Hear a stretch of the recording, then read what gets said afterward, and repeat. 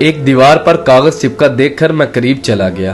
اس پہ لکھی تحریر پڑھنے لگا۔ لکھا تھا، برائے کرم ضرور پڑھیے۔ اس راستے پر کل میرا 50 روپے کا نوٹ کھو گیا ہے، مجھے ٹھیک سے دکھائی نہیں دیتا، جسے بھی ملے برائے کرم پہنچا دیجیے، نوازش ہوگی۔ نیچے اس کا ایڈریس لکھا تھا۔ یہ پڑھنے کے بعد مجھے بہت حیرت ہوئی کہ 50 کا نوٹ کسی کے لیے اتنا ضروری ہے، تو اس پتے پر جانے کا ارادہ کیا اور اس گلی میں اس مکان کے دروازے پر آواز لگائی۔ ایک ضعیفہ لاٹھی ٹیکتی ہوئی باہر آئی۔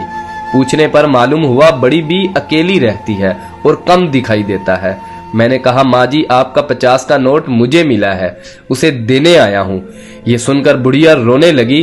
بیٹا، ابھی تک قریب 50 لوگ مجھے 50 کا نوٹ دے گئے ہیں۔ میں ان پڑھ ہوں، ٹھیک سے دکھائی بھی نہیں دیتا، پتہ نہیں کون میری اس حالت کو دیکھ کر میری مدد کرنے کے لیے لکھ کر چلا گیا ہے۔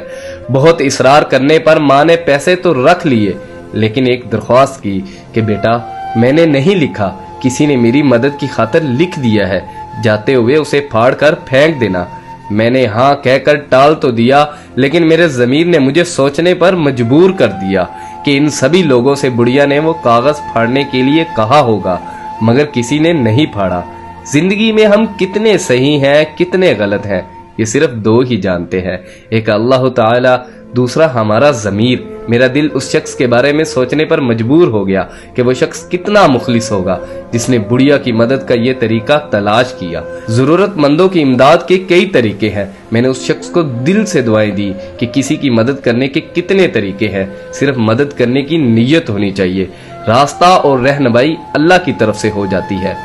ویڈیو اچھی لگی ہو تو لائک کیجیے گا، شیئر کیجیے گا۔